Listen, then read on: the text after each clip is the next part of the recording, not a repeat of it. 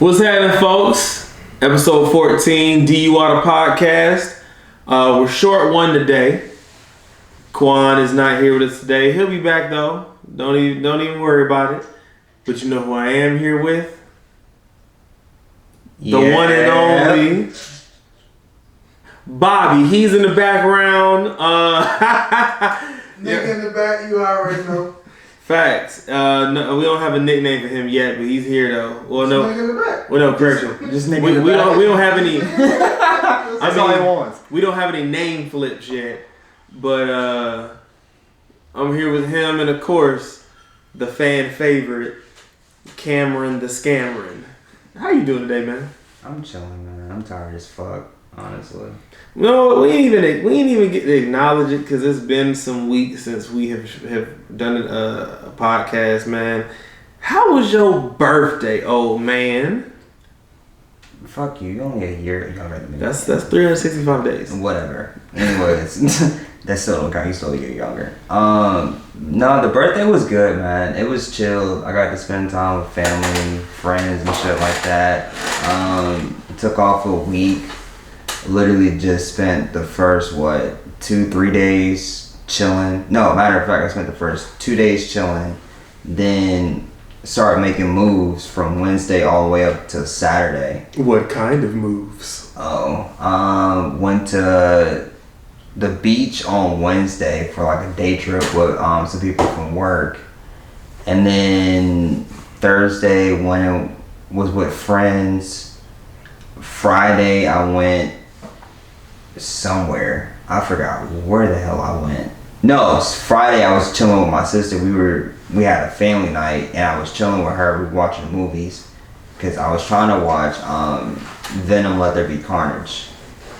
And I still haven't seen that shit yet, and I'm pissed. This man been living it up. Yeah. And then Saturday I went and went to Spare Time for like a little family dinner type shit. Okay. Yeah. And then Sunday just sat there and chilled and watched football and watch that fucking amazing game between Tom Brady and New England Patriots. That is right. That was that same weekend. I forgot. Yeah. Word. Okay. Well, That shit was trash. I was so mad about that game, bro. But what's your record? Fucking rush attempts. 2-4 right now. 8 fucking rush attempts. Oh, that's nasty. All I want to say about that is Don't get your hype up. no. Wait. Listen, All I want to say is we got the same record. I want to say.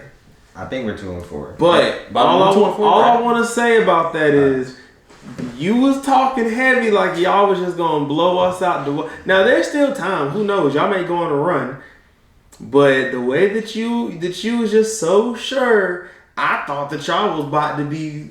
I mean, granted, Cam was the quarterback at the time, exactly. But it don't matter because the team is the team, and I wish Qwan was here just so I could laugh at his Giants some more. But I think the number one story as far as NFL goes, I don't even know if it's the number one story, but the number one team, these damn Cardinals. Woo! Oh my God, these Cardinals. Who would have thought that they are literally the only undefeated team in the NFL? Shout out to South Carolina's own, Rock Hill's own DeAndre Hopkins, man. That's a fact. Yes. Yo. Number one receipt. I'm gonna be honest. Before last year, he was only top 3 for me, which obviously is top 3 out of a lot of people, so it's not like it's a bad thing. But for the longest, for me, it was Julio, Hop, AB. Okay. Julio, Hop. I'm trying to remember who after AB started falling off. I can't remember who I had as number 3, but Was it like the typical people like Michael Thomas and shit like that? fuck no. Michael Thomas has never even been considered for my top 3. Okay. He made hell no. Now if I'm talking who does the best slant, I'm gonna bring his name up. But top 3 receivers, no. Just like DK Metcalf, who needs to shut the whole fuck up. Did you see his exchange with Shannon Sharp? I did. I saw that. Here's my thing. I have no problem with you responding to people because we're all grown. Right. I don't expect you to just bow down because someone is an OG. But for him to try to say, "Oh, from the looks of it, I can wipe your accomplishment," DK, you haven't accomplished shit. That's a fact. Except a great ass chase down tackle because your quarterback threw an interception. Like, Yep. fast receiver, good receiver, but relax. Anywho, back to the Cardinals. I don't want to take the light off of them because they're going crazy. And as someone who thought Kyler Murray should have picked baseball, and he still might have been doing good. I think football is working out for him just fine. It really is working out for him, and he's definitely stepped up to the plate and showed that, you know, I'm here. Like, Baby Yoda is really fucking here. Oh my god. Facts, and he ain't nothing but what, 5'7"? What? Just that, bro. Like, That man can't even see over the line, but he knows he got Hopkins and Green. Let me just put it in a wheelhouse, and they'll do the rest. Shit. like I just find it so hilarious how he really does look like a little kid when he be running. Like he really do look like a little kid when he be running. Like, I'm just like, oh, damn, bro. I feel some type of way if I couldn't like tackle this nigga. Like, And the thing is that he be making everybody miss but though. I'm talking about gone. Yeah. What? Yeah. He is quicker than what the fuck you actually think. Now, let me ask you, Bobby, specifically, do you think the Cardinals can keep this up and possibly make a run for that ring?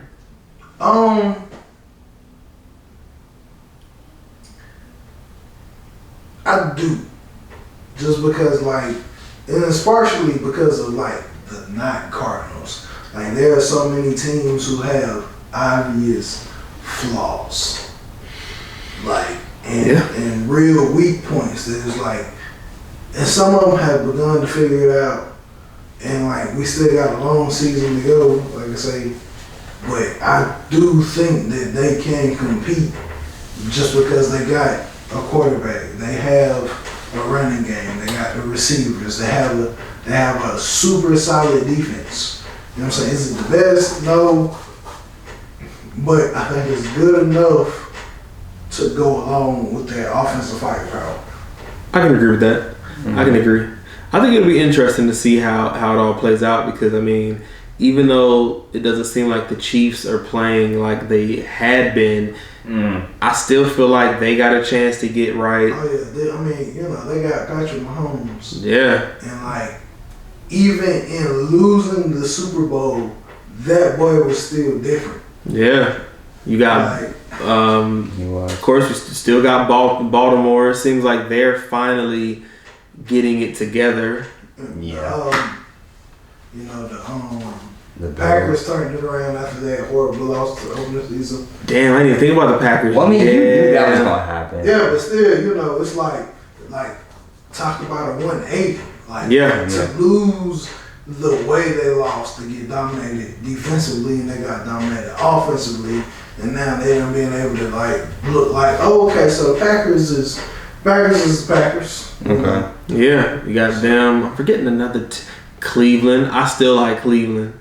Really? Well, see, Yeah. we gotta see how Cleveland gonna go with Baker. You know, how's this Baker thing gonna develop? How serious is the injury? They said.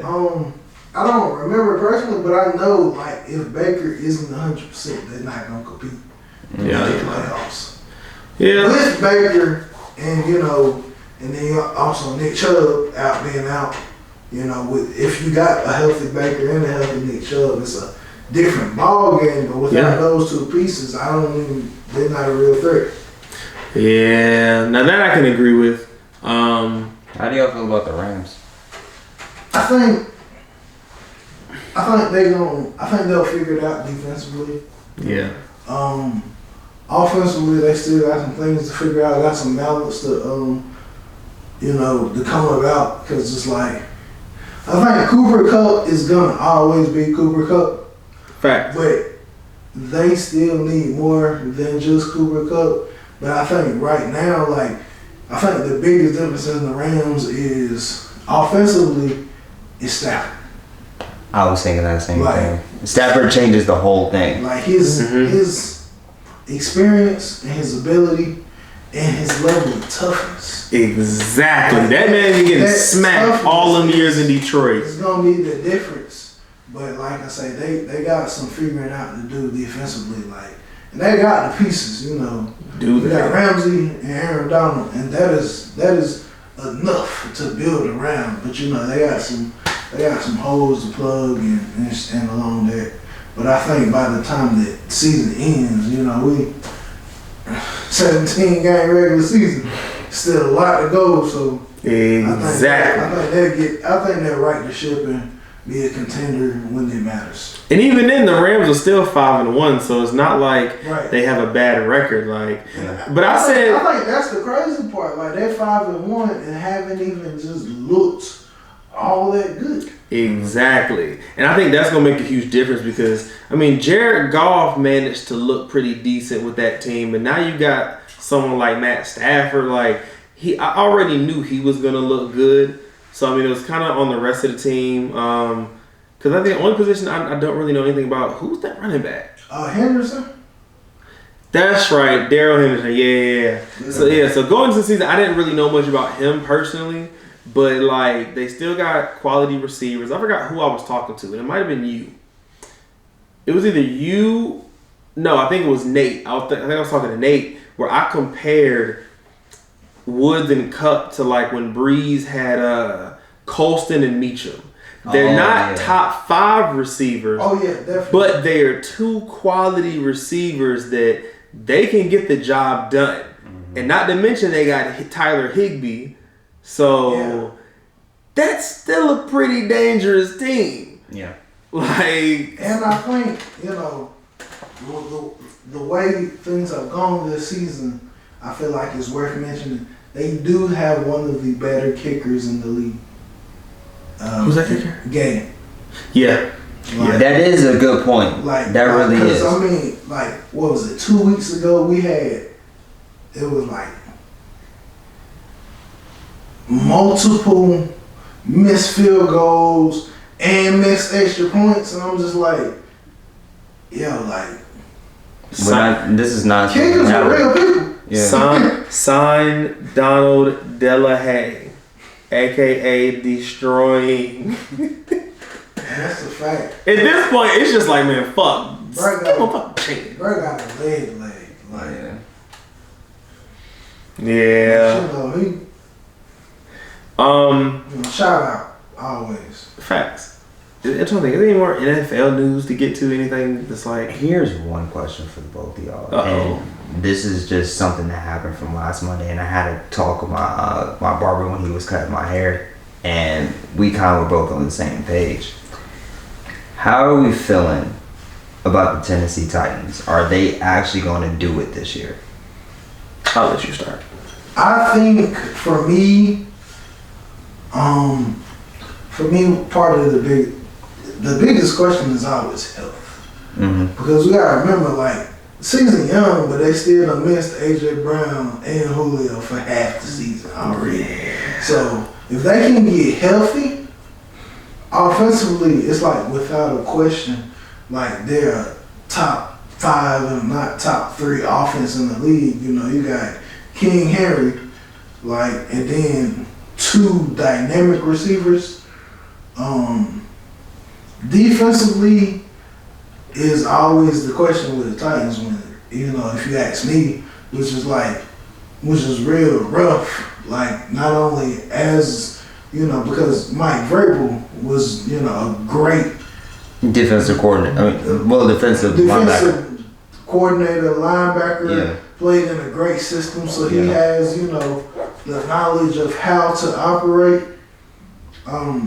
So, you know, if they can figure that out, to, like I say, you don't even gotta be great. You just gotta be solid.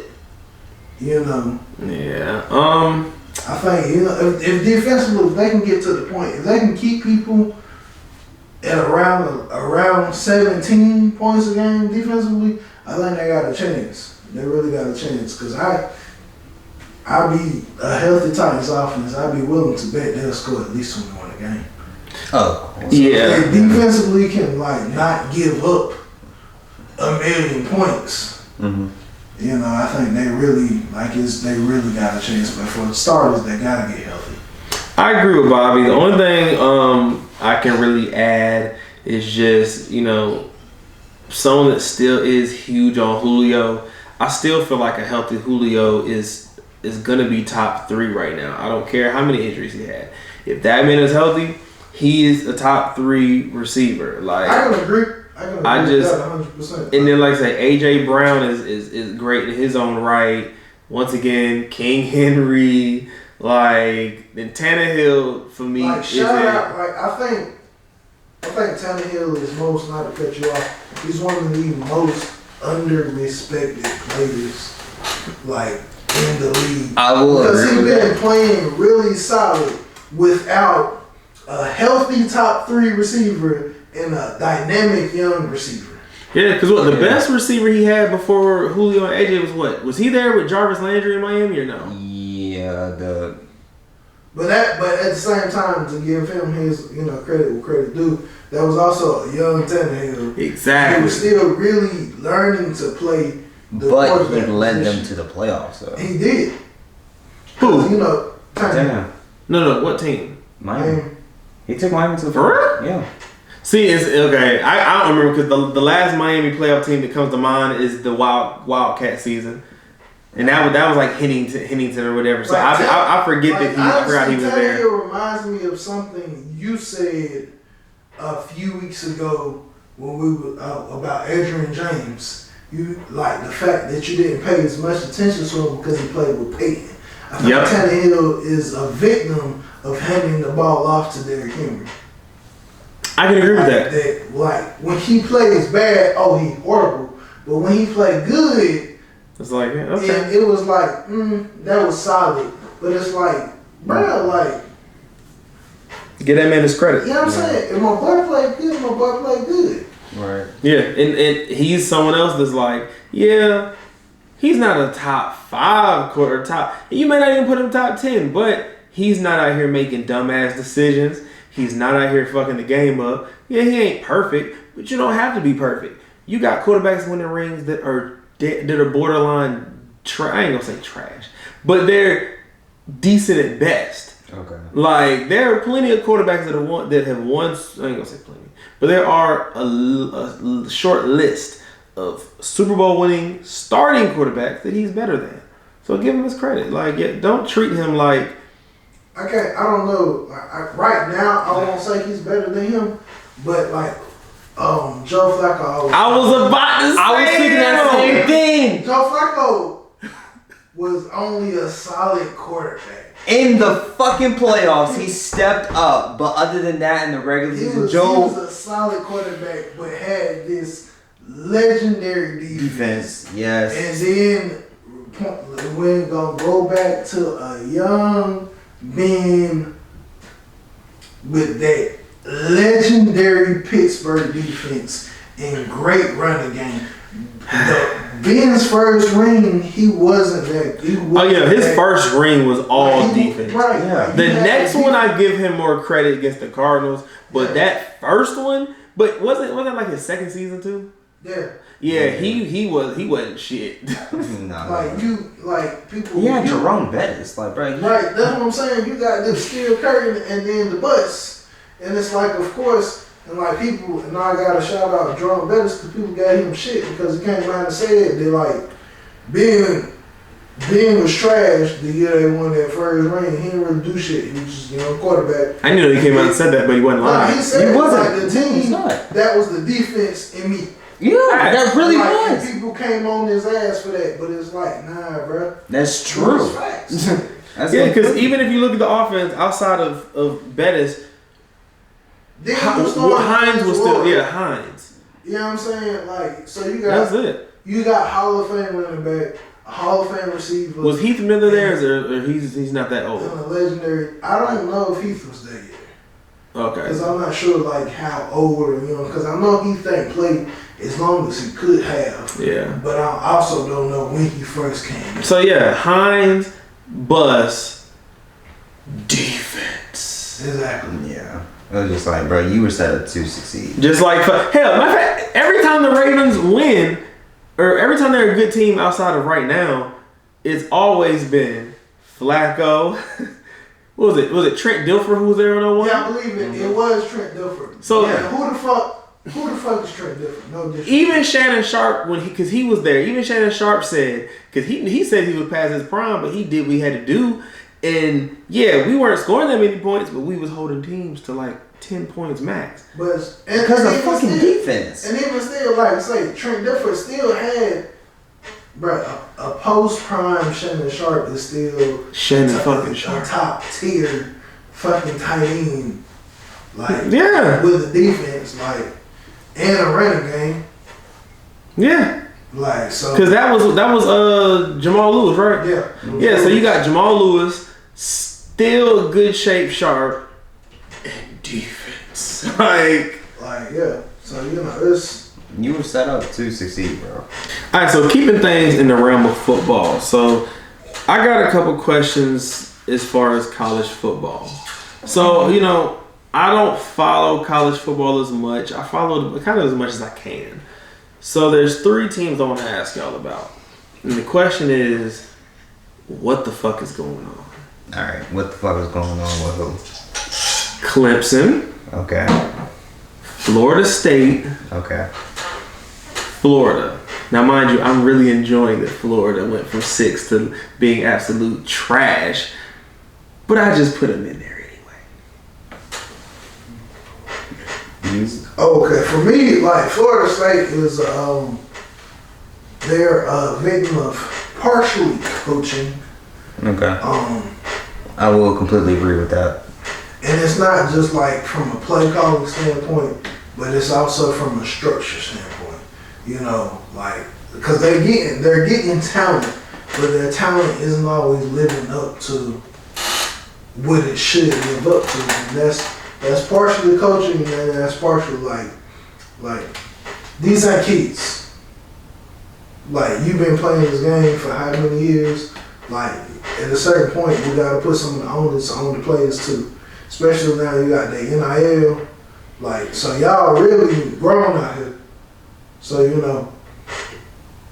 But yeah, that's part of theirs. Like for Florida, I think Florida just in a little slump. Because I can't say it's coaching, because Dan Mullen is a really good coach. But, and not to cut you off, but I can see where you say a slump, but they've been in a slump for like a little bit over 5 years now. Well, and that's partly like, but Dan Mullen, this is what, second or third year? I think it's like his probably 3rd year, I want to say. So really his second year. Okay. Because it's fair to throw out last season. Like as far as like team struggles. Like Alabama still look like Alabama, but that's the system that's been in place for how long they say it's been forever. So, it's real easy when you got those systems to still look good. But so we'll say, it's just, and I mean, it's still like, and he's still adjusting because going from Mississippi State to Florida is huge. Mm-hmm. I mean, but even at the same time, you gotta acknowledge the success he had with Mississippi State and Dak.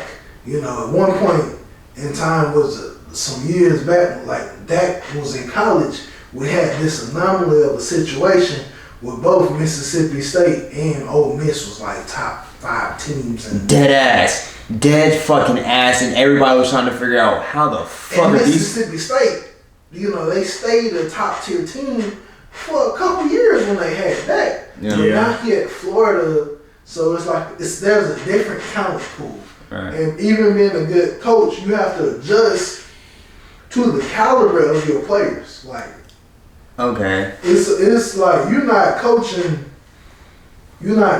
Dax anymore. Mm-hmm. Like you coaching. Florida got a history of Heisman quarterbacks. Yes, sir. So do you think that it is just the whole system and the players he's not getting, or do you believe that it could be possibly like LSU? They're just a quarterback away from being back. I think they are a quarterback away because of like especially with him and the way he coaches. Like, he's such an offensive minded coach. Like in Mississippi State, the greatest part of that success was like the 4 years he had with Dak. Yeah. You know, top tier NFL quarterback now. Of course. So like I think that's part of it. Like, he hasn't, and they may, like, to be honest, they may have it, but they just not be there yet. Because, you know, like I say, shout out Anthony Richardson, great young quarterback. He can run, he got a good arm, but he's still a young quarterback, and he doesn't, still spending time with Emory Jones. Mm-hmm. So, you know, I think, like I say, it might be missing a piece here or there, but like I say, it's still an adjustment. They're damn sure in Florida State. They're not. I don't, like I say, it's Florida State, it's partially coaching, it's partially players. Florida State is just going to have to be bad for some time. Like, I know we talked off camera about, you know, maybe they need this big name coach. But, I mean, at the same time, it's like, bro, y'all gotta, like, I don't think tradition can carry a school as much as it used to. Hell no. Look at USC. Like, USC used to be the dream job. Man. Texas used to be the dream job because of the tradition and the history of the school themselves. That shit long gone. Now it's like, you know, coaches get treated on a what have you done for me lately. Of course. Coaches I think they're starting to look at schools as a what have you done lately. Yep. Oh no, that's completely true. Because it's like, even though I'm a good coach, like how you gonna give me 2-3 years to turn this 2-10 team into a 10-2 team? Exactly. Unless you were a coach somewhere else and you was able to bring some of the people that you originally transferred, right. It's kind of like it's gonna take some time. And then who was the third team? Clemson. See, I think Clemson is I think that Clemson is a victim of the fleeting success. I was going to say the same freaking thing.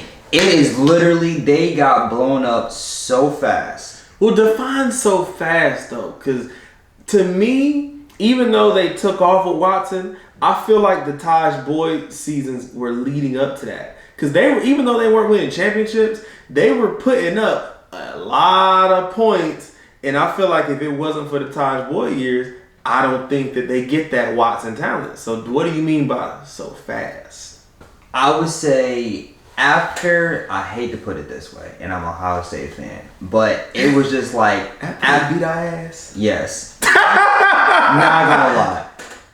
After they bust our ass in that Orange Bowl game, it was just like everybody put... Well, I don't want to say everybody. The media and like South Carolina fans and just like Southern fans in general just literally put Clemson on just like this pedestal of just like saying, all right, Clemson's here, they can compete with Alabama, they're the next team up. I mean, they weren't wrong for that time though. They weren't. They really were not, and I think that's the problem that they had, because it was just like, okay, they bust Ohio State ass, then what comes next? Deshaun Watson comes. Then you have, you know... Oh wait, they beat y'all, what, Taj's last season? Yeah. Oh damn, I forgot about that. Yeah, because that was when CJ was there too. Yeah. Not CJ. No, it was Sammy Watkins. Yes. It was Sammy Watkins, that's what it was. That was when Sammy Watkins went off for like 200 yards. And it was just literally Taj Boyd and Sammy Watkins beat us. We could not stop them for shit.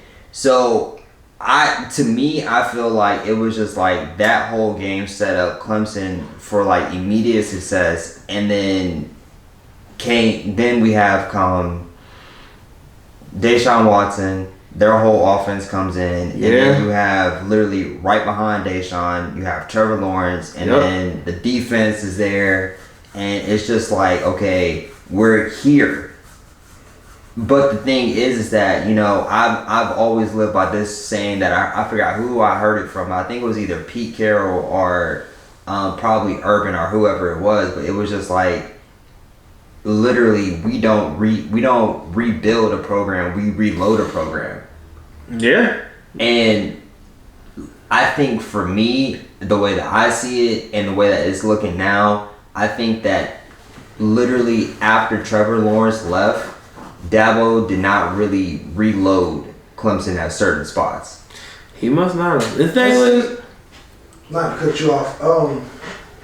The Dabo hire was highly controversial. It was. Like, why? because Dabo was a receivers coach. see, I didn't know anything about him until Nobody Clemson. thought he was like, oh, Dabo not gonna make a good head coach. It's always been questioned. Mm. And see, that's like I say, it's circumstance because it's like Clemson was blessed and lucky, like they were blessed to get the recruits, to get the names. Like he, you know, because he got the names, they haven't been able to or really committed the time to really getting a true system in place. Mm. Like for instance, Alabama lost the national championship team with a 9-quarterback ass Jalen Hurts. They did. Like he wasn't a quarterback that freshman year at Bama. Mm-hmm. He wasn't. But at Bama, because how the system is set up, 27-2 as a starter. Like not even a good quarterback, 27-2 as a starter. And I say it's the system and not just the players because there's such a revolving door from the coaching carousel that it's like, you know, it like offensively speaking, offensive coordinator at Alabama, you got a head coach job next year. Yep. Mm-hmm. You might stay 2 years. Yeah. Mm-hmm. That's if you decide. Offense, for the past 3-4 years before this year, the offense has got better and better and better. And it's like, in college, players stay for at least 3 years. So it's like these offenses are getting better with more or less the same people. Mm-hmm. You know, they looked elite last year, and the only difference was Mac Jones. Yeah. We saying Mac Jones better than Tua? No. But the offense was better. Yeah. Yeah. That's that system. Like Clemson got the players. I think they got the players before Dabo developed a real system. I can see that. I just didn't. The thing is, did I expect them to But be they as don't have the good? players this year. The thing is, I didn't expect them to be as good as last year. Oh no, I saw this coming. You saw them being unranked. Okay, not unranked, but I knew they were. I was like, come on now. Like I say, but if you look at the players that they was losing and they wasn't getting no names to replace what they was losing. Yeah. Like everybody, but they got DJU. That he mediocre to solid. And you know, and it's like now, who can debate that? Yeah. I mean, like I said, that's the only thing that really surprised me was just like, damn, like I said, they fell off hard. I think it was I think it was, you know, they got the players before they could develop a system. Yeah. So, you know, and it's like they was competing with Bama because they was getting the same caliber of players as Bama. Mm-hmm. Like Bama, their season is down, and they still a top 4 team, and other than that one loss, have looked good in everything. Mm-hmm. Yeah. You know, you look good against Bama for a quarter and a half, 2 quarters, and then you turn around and lose. Like the Tennessee game today. Yep. That shit was Like 7-0, 14-7. What did you say the final score was? Like 50 something? 52-24. 24? Right. Like, obviously, I would have loved if Tennessee won, but I knew we weren't gonna win. I just be hoping for these upsets because I hate Alabama. But like I say, it's like when you got a system in place, it doesn't, it make up for the holes and the flaws defensively. Alabama look good, and they don't have any of the names in their defensive secondary that they typically have. Alabama sent the DB first round like every year. Mm-hmm. They don't even have one this year, bro. They ain't got no point. They ain't got no DB you scared of. Mm-hmm. Like, and I mean when I say they send them every year, like look at all these DBs that's in the league now. They like came from Bama, bruh. But that system shit, that's why I was so, and I still like that we got him. I was so excited the minute we got Kirby Smart. Because it's like, it might take a minute, but just knowing where he come from, and he's a defensive coach, I'm like, please. So, I'm knock on wood, because I know how Georgia does sometimes, but it looks like we may finally have it figured out. But it's really going to come to tell when we play Alabama in the SEC Championship. Because that's who we're going to play. I don't know who's behind Alabama on that side of the conference. I would assume LSU. Ole Miss. What's their record? Something 1 or something 2? They already got the shit beat out of them by Alabama. Yeah, so it's going to be us in Alabama. So all we have to do is win out these last some odd games. We had this week off, but we get to beat up on Florida next week. So, we'll see if we beat Bama. Now, yes, that doesn't guarantee us to win it all because we can still get beat some point in the. But I just don't see it happening. Exactly, and it's about that time, dog. Georgia has been this close so many times. It's time for us to do it. Like, if we're gonna do it. Oh no, this is the year to do it. I ain't gonna lie, because there's a lot of teams that have young, fresh quarterbacks. Exactly. So many. So, like, we got to stop playing, man. We got to take care of business this year. We'll worry about the next years later, but this year... Because I'm going to tell you, looking at it from, like, the college football playoff, if y'all somehow do it, it's going to be y'all, probably us. If it's not us, it's probably going to be... Oklahoma's still top 4, right? Yeah. They say their season today. I'm talking about who's going to be in there. Yeah, Oklahoma will be in there. Oregon might be in there by chance if they went out. Yeah. ACC, that's a draw. That's gonna be literally any fucking body. Yeah. But yeah, this is legit. NC State got a chance. They went out. They won loss. NC State, they went out. That could be a good game.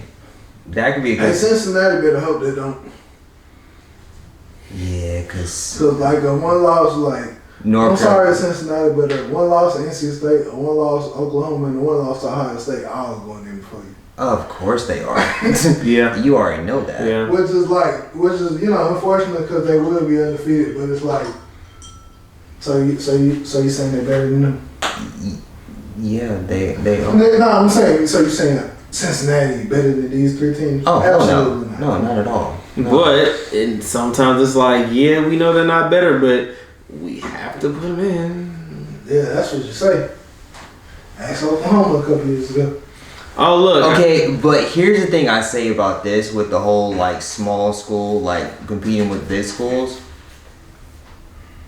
I know people have their own differences of opinions and everything, but I still say it like this. You in your conference championship season or game, right? You have 2 weeks to a month to prepare. Anything can happen in that 2 weeks to a month to where you can possibly make the right fucking game plan to go up to whoever you're playing and you can knock them off. Okay. It could possibly happen that Cincinnati could get the right matchup, possibly get 2 weeks and then just knock off whoever they get. But the problem with that is, who does the number 4 get matched up with? They get 1. You know who the number 1 is more than likely going to be? Georgia. I don't give a fuck how much they game plan. Cincinnati, no. If it was Oklahoma, I'd be like, well, even though I still would put money on them. Maybe then I'd be like, Well, they might can get them to slip up because, like I said, Oklahoma almost lost today. I forgot who they were playing. Were they playing? Kansas. Yeah. So, but I just don't see them putting up a fucking fighting chance against us or Ohio State. I don't see it. Okay. So, like, who knows? If the 4 got matched up with the 3, then it'll be different. But that also wouldn't make any sense. I think I think Ohio State would be like thinking about who looking like they'll be in the picture right now. I think Ohio State would be probably like the worst matchup for Georgia. Because, I can agree. Because of the level of athletes. Mm-hmm. I can agree. Like we may have to see them in the championship. They would, but then the thing is that I would be scared for and our defense against your offense. And see, that's the thing. Like Georgia's offense is like I'm not betting on them. Like, I think Georgia's offense is inconsistent enough for y'all defense to keep it competitive.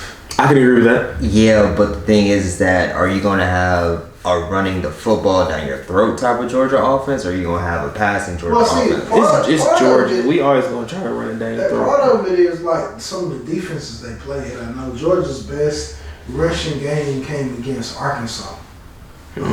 Arkansas runs one of the worst defenses in the league, and I'm pretty sure Cincinnati runs it too. They run the 3-2-6. Wait.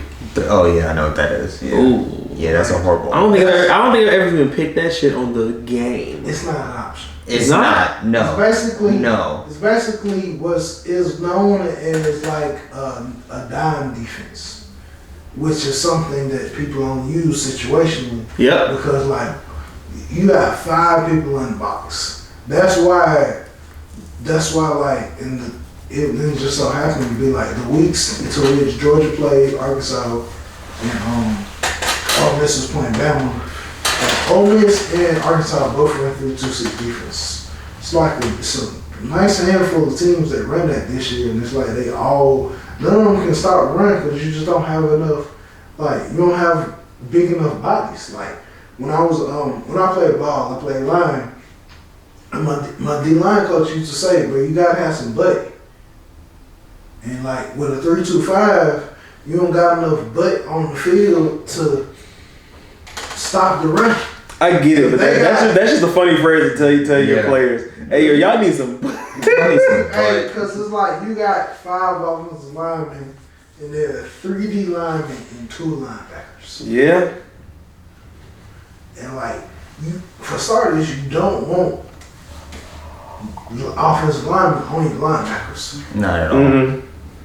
But yeah, like so it's just like too many teams are using this because they want to get speed and athleticism on the field, and that's when the like gaps in recruiting comes in, because I can run the 3-4 defense and bust your ass. Both of my outside linebackers run 4 3s and have 40-inch verticals, so they just as athletic as a DB, but they still 240, 250 pounds. That's the difference. I'm trying to think. Is anything else like crazy going on in college football to get to? Or?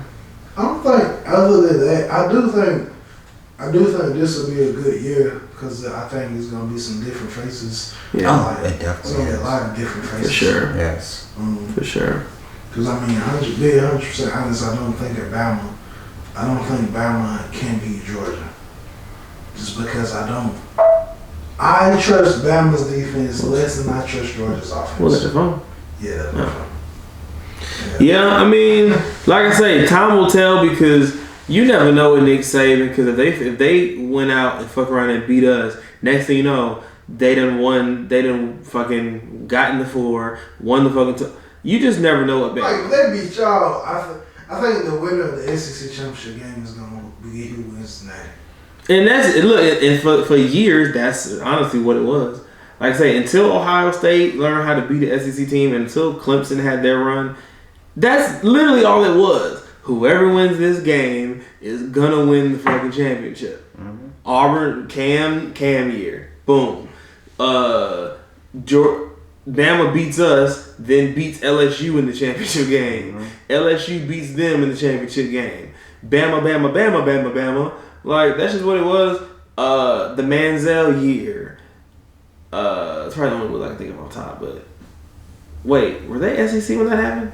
What, Manziel? Yes. Yeah. They were, okay. So yeah, Manziel, like, so that's just how it is, man. College football, like, I don't know, man. I love it, and I'm glad we got that tournament, but that shit just be so nerve wracking sometimes. Like, I think this year is gonna I think it's gonna spark a lot of controversy and debate.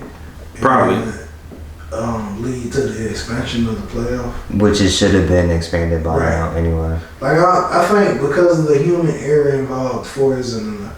It's never been enough. Mm-hmm. Like if they were running it based off the BCS poll, I'd be more cool with the 4 because the BCS poll didn't have any human error. It was all just based off the numbers. Like it wouldn't have been, Bama would be missing at least about 2 championships if it was like based off the BCS poll. Because they wouldn't have been top 4 because BCS poll really because with the human error, wins don't mean enough. Yeah. Tom, check that. I know we've been probably close. 5 minutes. Yeah, I would say just to end it and everything. I completely agree with you. I feel like where was I going? I feel like literally I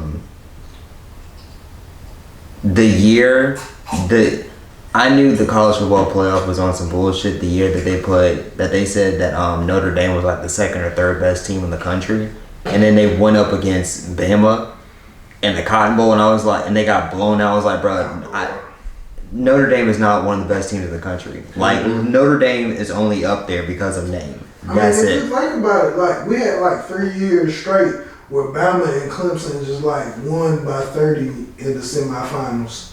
Exactly. And it was like, bro, how the fuck y'all pick these teams? These are supposed to be the 4 best teams, but Bama and Clemson are winning by 30. They are not the best. These are not the best 4 teams. Y'all are just literally picking. The only time Bama should win by 30 is last year when Bama was literally so much better than everybody else. Yeah. I can't wait till they just start. I can't wait till they're trash. Dog. That is literally the But even then, it still might take a couple years for them to start. Well, see, it won't. They're gonna follow. When Nick Saban leaves Alabama, they will fall off fast. I hope so. Because it's his system, and there's no continuity with the coaches, as a whole, especially not offensively. Yeah, I really hate them motherfuckers. All right, so we're gonna switch gears. We're gonna go to my favorite sport now. So it's a couple things to talk about with the NBA. So I'm honestly, it's really 3 things. One in which I wish Qwan was here for, that being the Kyrie situation. I haven't talked to him personally about it, but I feel like that's his wheelhouse. So we'll get back to that. But first, and we don't have to stick with this one topic long. As someone who is I fuck with the 76ers. Spurs are obviously my team. But, Joel Embiid being one of my favorite players, I just want to say, fuck Ben Simmons. I know that Joel tried to calm the crowd down. I was like, oh, he's our brother. Nah, we sticking to the first quote. We don't care about this dude. Because here's my thing. I have no problem with Ben Simmons wanting to be traded, but first off, are you forgetting? I just don't. Well, first, I want to know why he wants to get traded because you did bad. Bro, he doesn't think he's the problem. That's the issue. Exactly. He don't think he's he the really problem. doesn't. You don't. Here's my thing. He feels like that pass that he made underneath the goal to whoever was cutting in front of him. He feels like that was not his fault, and he feels like y'all should just let it go. Y'all fucked up my assist. Yeah. Here's my thing. I'm not mad that he's not a shooter. Every player is not going to be a 3-point shooter, just a shooter, period. Now, should you have some type of consistent shot? Yeah, DeMar DeRozan, who actually can shoot threes, doesn't really. He's a mid-range guy. Sean Livingston, who obviously Livingston doesn't. It wasn't a first fucking pick. But Sean Livingston can't shoot. Hell, listen to Andre Miller can't shoot threes, but will still put up 40 points. The quietest 40 points you've ever seen in your life, but he'll do that. Ben Simmons is a 6'10" point guard who has a nice build. He has nice passing ability. He can attack the basket. This confidence shit gotta go. And people looked at me crazy when I said, when Lonzo was a Laker, I said that I would rather have Lonzo than Ben Simmons. I said this back then. Now, at the time, did it look crazy? Yes. But there's a reason I said that. Because even though Lonzo's shot came from here and he was shooting from the hip, I still knew he's more willing to take that shot. He's a better three-point shooter. Their passing abilities are to par with each other. They both can attack the basket, and they're both really good defenders. I been said give me Lonzo, but it was none. He sucks. He's overrated. Has he lived up to being the number 2 pick yet? No. But what the hell do you think Ben Simmons is doing? I really wanted the Philly to somehow get a trade for Dame, but I know Portland ain't gonna do that. That's my first and second favorite player. You can talk about Joel and Dame. So of course I would have loved that. That's not gonna happen though. It's not, but I would have loved if it could have happened. Okay. So I mean, wishful thinking. Right. Like, so I don't know what's going on. I will be happy when he is traded from Philly. Get away from my boy Joel. Stop slowing down the process. Okay. We're working on Core i5 processors, and Ben Simmons, you are looking like some shit from the past. So the process needs to speed up.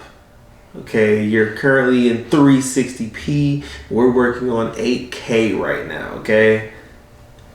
And I think was like we all know like he played horrible in the playoffs. Like he played horrible, bro. He played downright ass, bruh. 8 shot attempts a game.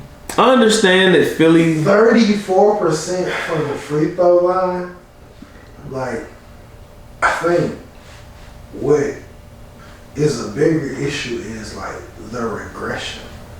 Like, the nigga had a fan sitting there trying to teach him free throw. I don't know what that fan's name is, but you did all you could, and I appreciate you. Because he was literally like, Ben, come on. A few years ago in the playoffs, the 17-18 season, look at this, Ben took 12.5 shot attempts a game. He shot 70% from the free throw line and was, scoring 16 points to go along with 9.5 rebounds, 7.7 assists, almost a whole block, and almost 2 steals. So what year did you say? This was like 17-18, so a few years ago. Okay, so they were in like going back to a couple years ago. Those numbers were down. A couple shot attempts, a couple points, everything. Free throw percentage down, and then we get to last year where it was like just it's lowest. Like in the numbers that he just said, if I remember correctly, that was when Butler was there too. So you had another person who demanded the ball, and you were still putting up way bigger numbers. Like not even looking at the percentages yet, you were still putting up more shots. I can't respect. Like I can respect it if you just weren't that good. Then I could respect trying to get better, but I just don't see any type of progression. I don't see. Yeah, you're at Chris Brickley's gym putting up threes, dog. The way Blake, no, I ain't gonna use Blake Griffin because he's gotten better. Like you're worse. I seen Dwight in the gym hitting threes. That's a fact. Come on, man. That's a fact. Do you feel like it was just For Ben Shaq being Simmons? in the gym hitting threes. Dead ass. Do you feel like it was just Ben Simmons? Just he wasn't ready for the whole moment. Fuck up. No, if this was your first playoffs, I could say that.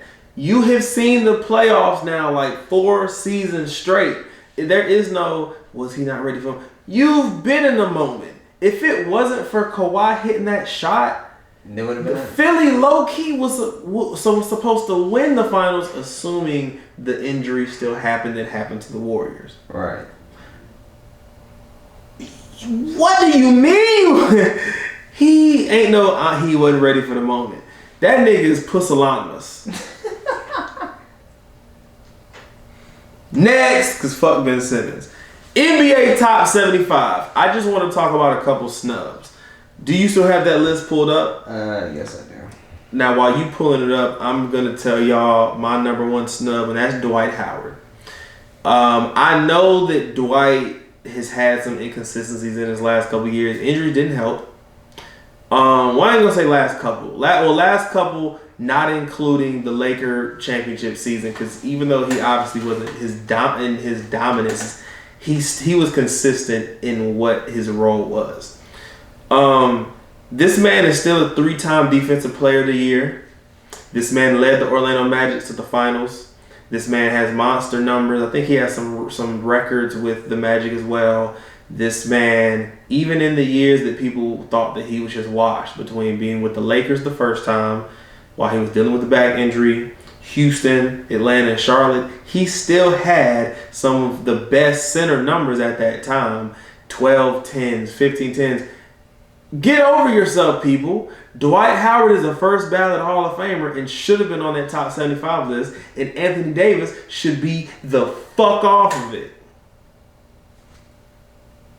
Who are some of the other snubs? So, some of the other snubs that we had, Vince Carter. That's also, I'm going to stop you there. Vince Carter literally made basketball popular in a whole fucking country. In the whole... Because Vancouver Grizzlies weren't shit yet. Like, respect to Sharif Abdul-Rahim, respect to Jason Williams, who was still... No, Mike Bibby, who was still there at first. But Vince Carter not just is arguably the greatest dunker of all time. He made Canada love basketball. Unfortunately, yeah, he doesn't have a ring, but he was a great player. Nah, I don't care if he's number 75. He makes that list. Who else you got? T-Mac. I'm on the fence about this one because now I'm someone who I do believe he should be there. Growing up, McGrady is my second favorite player ever, so I do have some bias in this.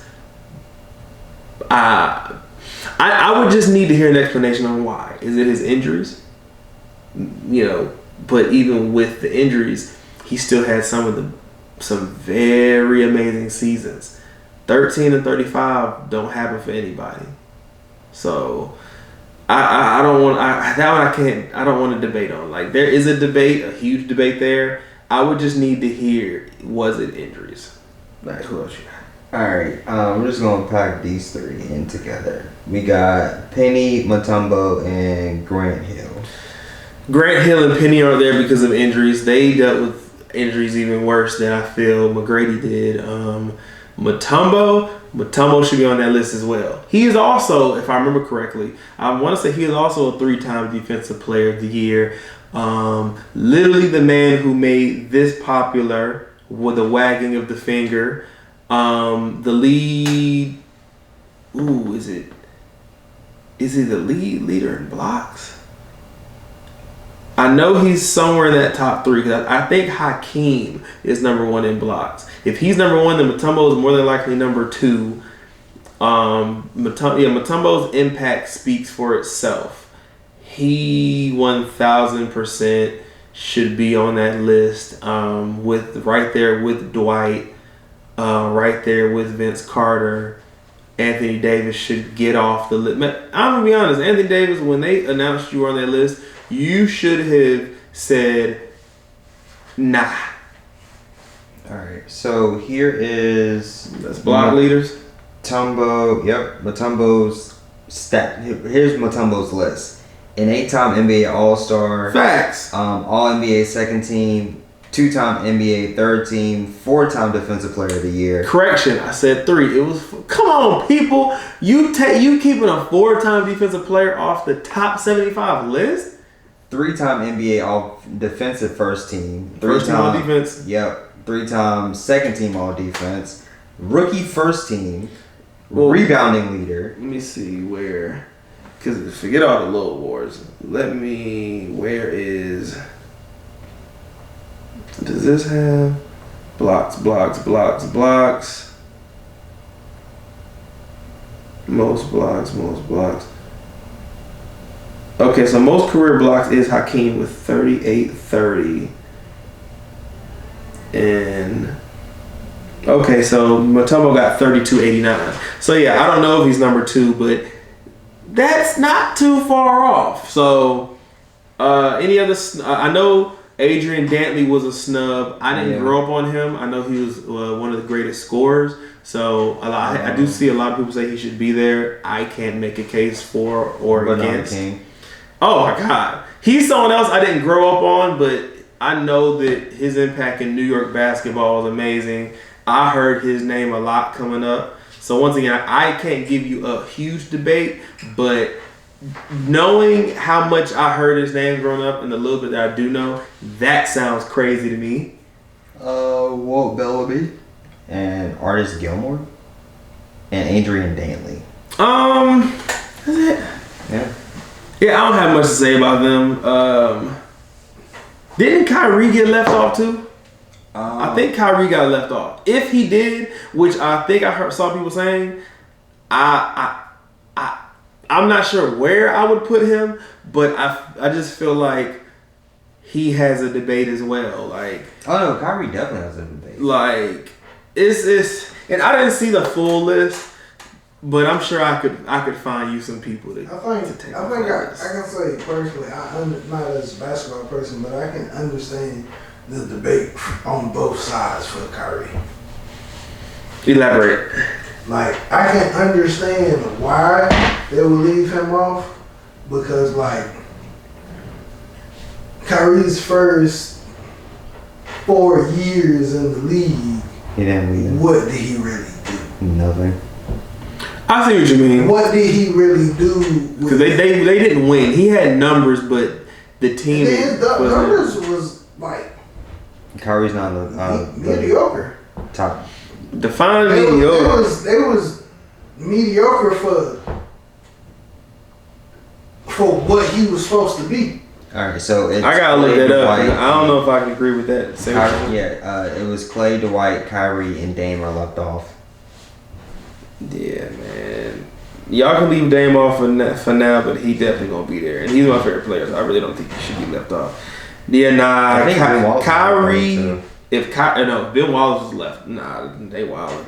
Ben Wallace. Kyrie, rookie season, 16-5-4. Next, he jumped. He was 23-6-4, 21-6-4. Nah, these numbers are pretty consistent. Like, cause that's not like elite. And then like on top of just come on, that's not elite. Okay, well what? Okay. And then on top of just the numbers, like what was the win-loss numbers? Well, that's what I'm saying. They weren't winning. Like, that plays a part, because like anybody can score it and you lose by 20. Yeah, but I'll give you that. But even when LeBron got there, and then it's like, what did he do? It's like, bro, I don't care. Like, everybody's numbers should be good with LeBron because you're not the focus. It's real easy to get off when nobody care about you. I mean, yeah, I can't say that about anybody because with LeBron, your numbers we have to take people's numbers to a grain of salt. What did he do with Boston? 24-5-4 and 24-7-5. He didn't win. He didn't win though. If all you're based off of is championship, then no, they didn't win the championship. No, it's like just winning. Yeah, he didn't. Like, he didn't. You went to Boston to be the guy. But they went to the second round, I think. They went to the second round with him. Without him, they made it to the Eastern Conference Finals. Yeah, like that's a big difference. You know, I mean, And then it's like, the team improved without him, but I don't know, man. Kyrie gotta be there to me. Even if he's number 75, I don't see it. Like not yet. He's still got one. He's not consistent enough. Like you can score, but you can't win.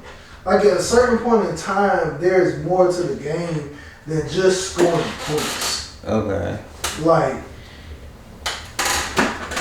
James Harden is a great player. James Harden is Charles Barkley if he never leaves Houston. But James Harden also, we've seen him choke in these type of moments. But we haven't seen Kyrie have moments where he choked. Yeah, the better team. Yeah, he's lost. When did Kyrie win without help? Well, that's the thing. That's what I'm asking. You just mean championships? Because then never. Clutch. He's had clutch moments with or without LeBron. Like, just clutch. Like, he ain't go until he got with LeBron. Okay, of course. Are you saying? I mean, who else is on the team with him though? So no one's gonna do it by himself. The same niggas LeBron took. No, that's not true. It was a completely different team. No, that was a different team. And okay, if I pull up that roster, here's the thing. Like everybody talk about LeBron. Yeah. And how LeBron record is. LeBron took the 07 Cavs. Like, they lost to your Spurs. They got swept. Mm-hmm. But that team was worse than the last Cavs team he took to the finals. Of course. All right, but with these accomplishments in Kyrie's career, are you still going to leave him off? Take out the championship. He's a 7-time All-Star. Second team All-NBA, two-time third team All-NBA, 50, 40, 90 club, and Rookie of the Year. Are you still leaving him off? Yes. Okay, so when you talk about the team Kyrie had, are you talking about like when he first got there or right before LeBron? Like in general, like because his best, just the roster that I put up here, the second best player is probably.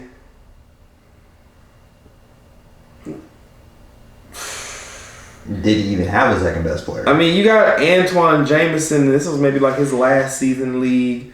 You got Omri Caspi, Alonzo Gee, Ryan Hollins. You had rookie Tristan Thompson, which he never was shit like that to me anyway. So as a rookie, hell no.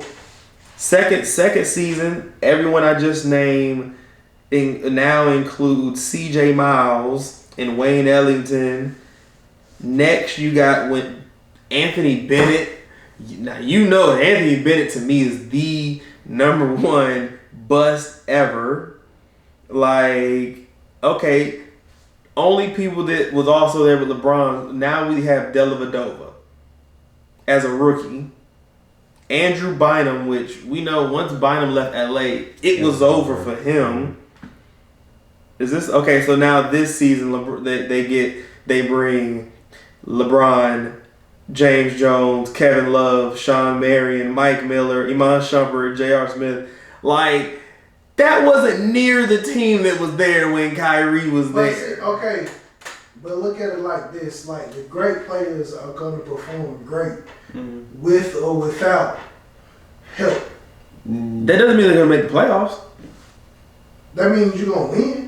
They're going to perform. In the East? They're going to perform. You made the playoffs and not be 500 in the East. Well, that's what I'm saying. He performed and he didn't make the playoffs. There are plenty of players that you can say performed and didn't make the playoffs. To me, that's why he's not elite yet. To me, I put him above AD as far as his consistency goes. Easy. But he's in that same category of you should be better than you are, and you show it. You show it. You read all the numbers, but when does it translate? Well, where are you putting him? Where are you ranking him in point guards right now? Then let me see. Cause I don't watch a whole ton of basketball, but I could give him a top 5 point guard. Okay. Because look, as you was worrying me for a second, I was like, where? Top 5 point guard. I can agree with that. Yeah. Okay. All right. So to get past that, all right. So no, let's keep it on Kyrie.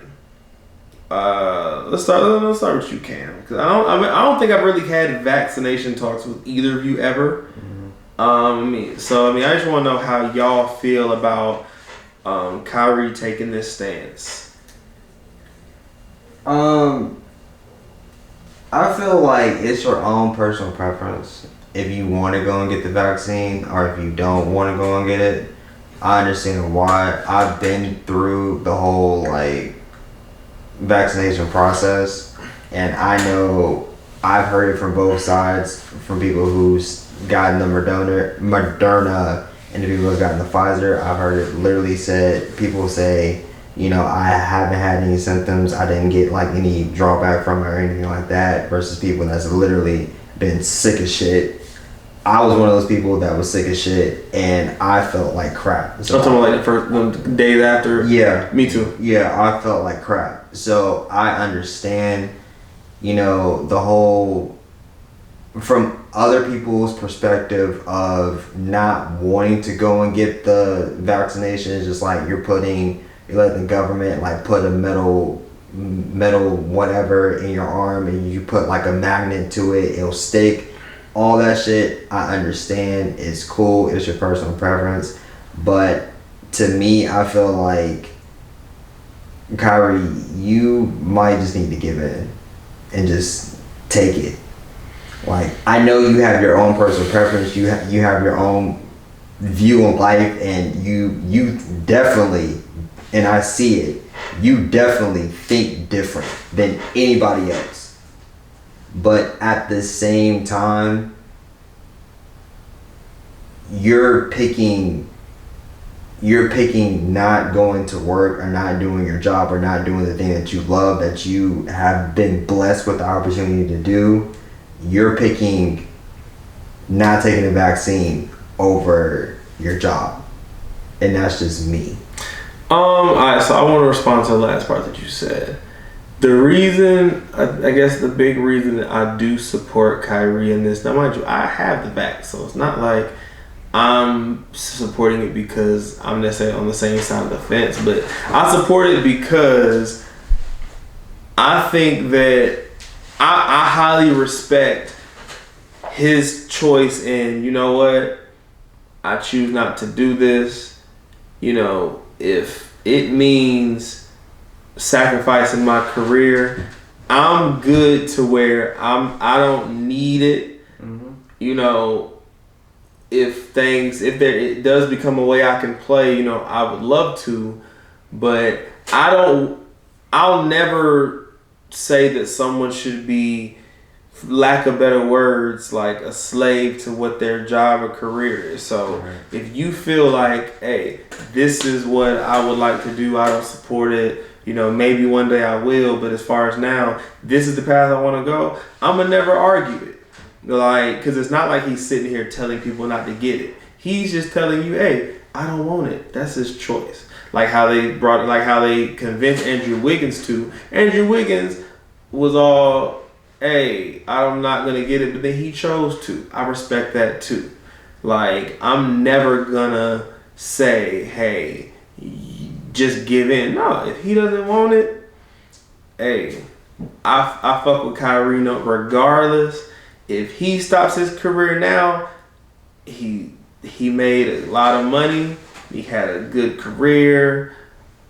We'll see what happens, but no reason for him to, you know, be forced or feel like, oh no, I gotta do this. Nah, do what you feel is best for you. Like, for me, my thing is, like, besides saying he wants to be a voice for the voiceless, like, what is his reasoning? Is there reasoning for him not to get a vaccine? I honestly didn't see.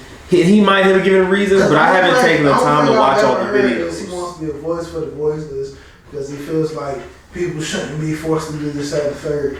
And it's like, you don't have to. But like, what I don't like is for you to say, to not hear a definite reason for why you don't want to do this other than I don't want to. Because like that's a valid reason, but to say, oh, I don't want to do this, but I still want to play basketball.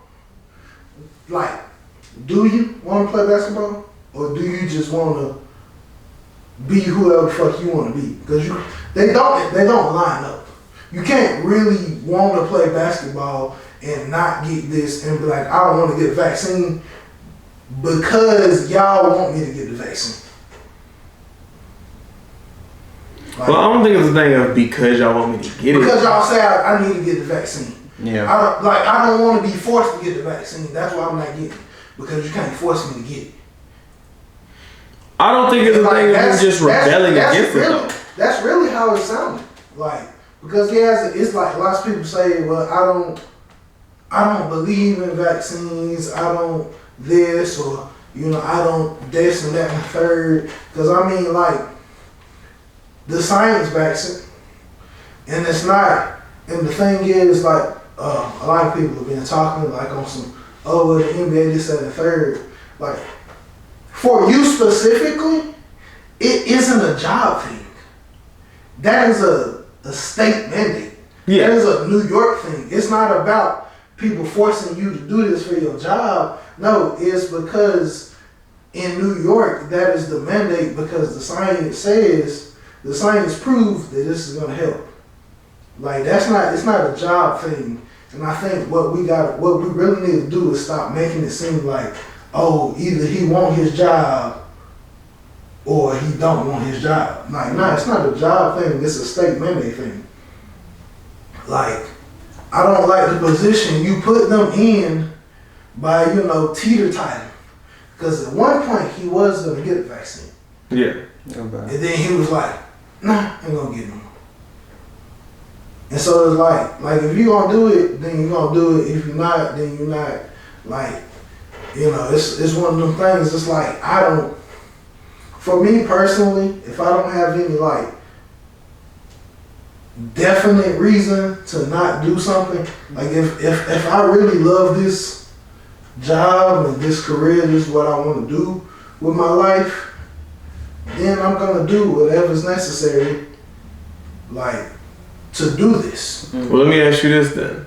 Okay, so have you ever wanted something, but maybe it was like something that you had to do to get it or do it, and it was like, yeah, I want to do this, but I won't do that for it. Like take science out of it. I just feel, and like I said, I haven't gone, because I don't be having time to be watching all the videos, so he may have given a reason, I don't know. Right. But I just feel like it's one of those situations where, well, obviously if he was on another team, this probably wouldn't even be headlines. Not at all. If he wasn't in New York or Cali, I don't know if it's other teams, other states that mandated, right now, but it's like New York and LA. Yeah. So if he was on any other team, it wouldn't even be a headline. It would just be he can't play games against the Nets, Knicks, Lakers, Warriors, Clippers, Kings. Cool, but I just think it's one of those things where I do really want to play basketball, but if right now this is what I have to do, I'd rather wait it out. And who knows? Like I say, things may change. I don't know. But that's why I don't have a problem with it, because we all know there have been things that we may have said, yeah, I want to do this, but you have to. But in order for me to do it, I have to do that. I'm not man. Then you don't want to do it. Like, it's really that simple. Like, then you don't want to do it. It's like, cause if you're really passionate about something, you're gonna do whatever it takes. Yeah. And it's like, and if you aren't as passionate about basketball as people may think you are, you know what I'm saying? Then that's perfectly fine. I have no issues with that. But like I feel like you should be more upfront and honest.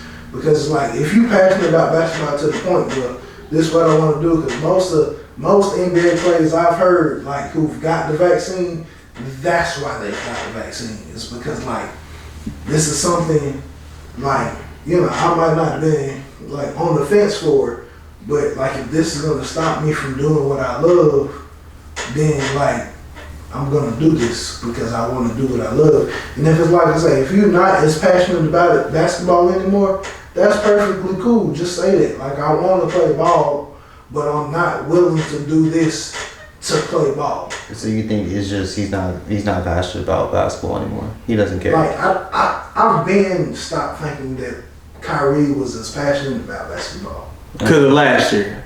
Like, even before last year, just the way he's been moving since Boston, yeah. Mm-hmm. Like, because it's like everything you said when you went to Boston and everything you were saying in Boston, you like completely flipped and was the opposite on Boston. And it was like, bro, that's not how you move. That's not how you act. His time in Boston didn't make me think he wasn't passionate. It just made me think that he went into that situation thinking, man, I'm tired of being under LeBron's shadow, which I can't be mad because, you remember that one reporter was like, how has LeBron been a father figure? I think that type of shit fucks with you. Because even though you and LeBron are friends or cool and all that, he's not the one doing it. But when people are putting that stuff in your head, I just think that he was too easily influenced. So then going to Boston, he's like, man, fuck this. I'm Kyrie. Let me go and lead these guys. And then he found out it wasn't really what he thought it was going to be. So I wouldn't call it passion. I just think that he got in that situation and it was like, damn, maybe it's not what I thought it was going to be. Fuck. I say passion because it's like, I didn't see that commitment in Boston. Like, even beyond just being the guy. I didn't see the commitment to the game. And like, getting to Brooklyn, it's like, now I definitely don't see it. Yeah, I will say that whatever's going on last year is I'm still iffy about. I said, even before then, I started to like I said with the Boston thing, I didn't see that commitment to greatness. I didn't see it until whatever was going on last year for me. Because you're a Boston fan, if I'm not mistaken. Yeah. So you understand what I'm saying though. Like, no, I get you. I completely get you. Like, it wasn't. Because like literally that fire didn't burn the same in Boston. It didn't, because it was just like and it wasn't a bad situation. That was a good Boston team. He was in a great situation. Bro, you have literally Jason Tatum, Jaylen Brown, Marcus Smart, Terry Rozier. You have a star-studded lineup of players. Right. Like, why does it take you being Kyrie Irving to not make that situation work? I don't think he's a good leader. That's the thing with me. Oh no, that's why I didn't think. Not a great that's leader. why I didn't think it was a passion thing. I just don't think he's a good leader. He's capable of being the best player on the team, but just because you're the best player doesn't make you a leader. Like KD. And that's the thing. I don't think he even needed to be the leader of that team. I think he needed to be the best player on that team, which I don't think he went set out to do. Well, I think he needed to be the leader because them other guys were unexperienced. And most experience they had was Al Horford. He was kind of trash. That was still inexperienced when they was, making these Eastern Conference Finals. Like, I think they just needed him to go out and beat Kyrie. Yeah. And I didn't see him wanting to just go out and beat Kyrie. Like, whatever, and I mean, it could all fall back on his personal demons and, not really understanding who he is as a person, that led him to taking his personal leave time this past season. But, like I say, as you get older, you grow and you change, and it's like, what you say and what you do doesn't always match. So you can that's where the lack of passion comes from. You might say this, and that, and the third, but that's not how you move.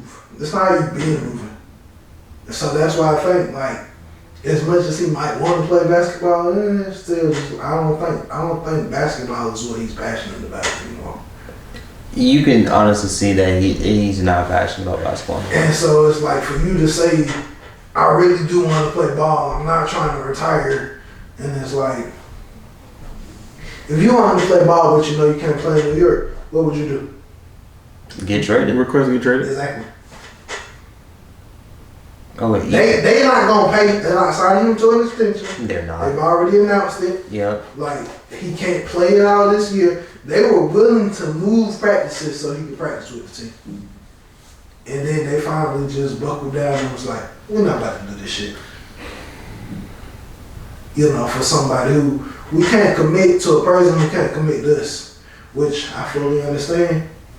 Like I said, I get where he's coming from, but if you really want to play ball, it's more than one team. Yeah, it's. And I think this trade thing is like, it's huge, bro. Like, bro. Yeah.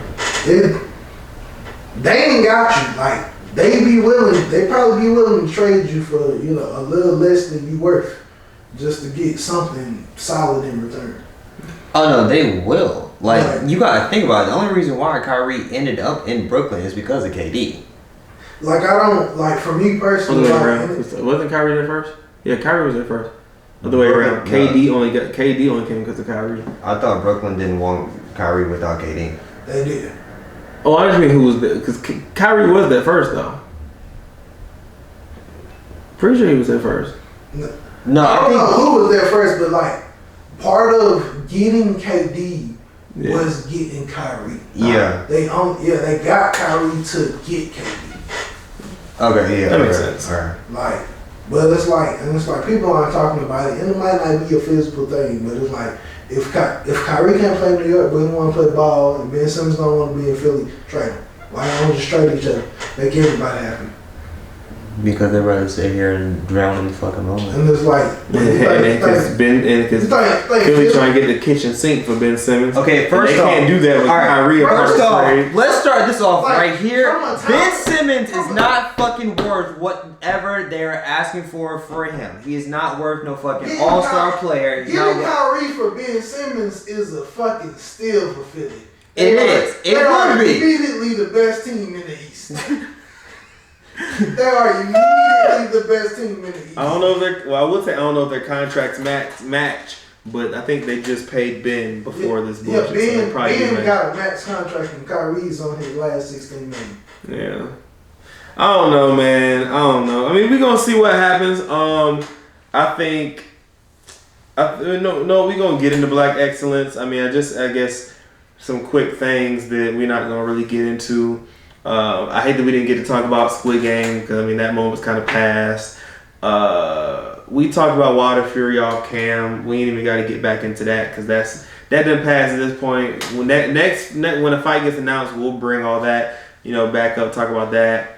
When Qwan comes back, we'll get into the URL Drake card because by then it'll have happened because it's on the 30th, Saturday the 30th. So we'll see what happens with that. So yeah, we are going to get straight into Black Excellence.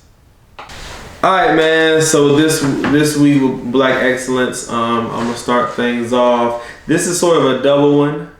We're gonna take things to the WNBA this week. Blessings. Yes. I'm gonna start with Candace Parker.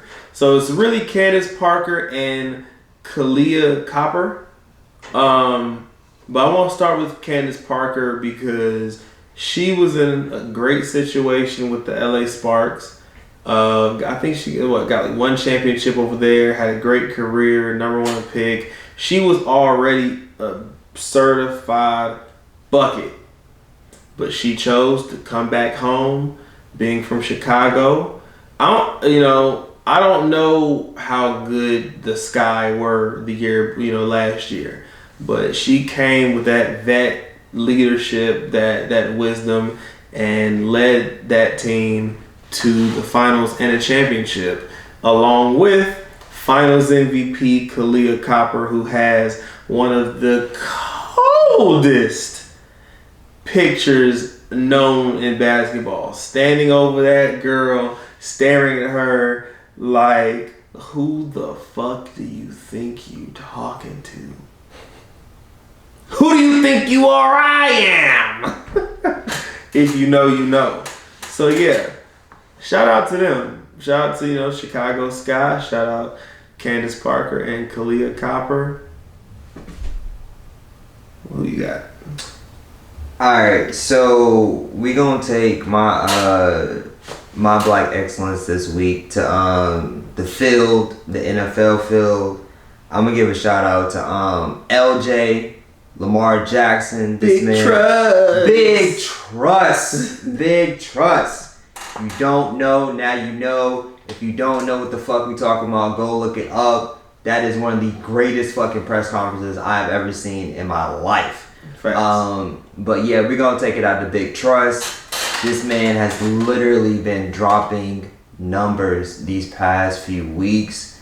He is leading the Baltimore Ravens to like possibly another 14-2 record, maybe 13-3. Well, we got 17, so we're probably looking at 14-3. Yeah. But LJ, he is stepping up, and LJ, I just want to quote what LJ said when the reporter asked him, Lamar, have they figured you out? He was like, figured out what? They can't stop me. What are they gonna do with me? Like, they can't do nothing. So that's my black excellence. Facts. So my black excellence is Don Staley, who just recently signed a 7-year, $22.4 million contract extension, making her the highest paid black coach in women's basketball and one of the highest paid coaches in the country, up there with Gino Orion. GOAT talk. GOAT! You know what I'm saying? Such a great player, such a great coach. You know, she was a beast in college, a beast in the WNBA. Facts. Like, little known fact, in the early 2000s, Don Staley played in the WNBA for 6 years while coaching, in which she was an all-star, A10 coach of the year multiple times. Like, she's just great. That's that GOAT talk right there. And you know, that's an impressive resume to have on the side note. Not to mention the gold medals and stuff. You know. Facts. Yeah. You didn't get into all that, man. Yeah, shout out to her. But to add on to my bad. But to add on to like Qwan, I mean not Qwan, Bobby's point with the whole like GOAT talk, like that's an impressive name to be added into with Gino Orion. Man, look. Gino from UConn, and you know he been doing what he been doing. So yeah, I really rock with Don Staley. She's in that upper echelon. Gino, Pat, like she is in that upper echelon. So you know how we do, man. Episode 14. I know this was a long one, but we had some catching up to do. So you know what the saying is: if you gon' drive, don't drink. If you gon' drink, don't drive. And if Philly don't fucking trade Ben Simmons and get this nigga the fuck out of here, bruh. Let him go. In the words of DNA, as Ben Simmons be missing them free throws, get him the fuck out of here. DUI, we out.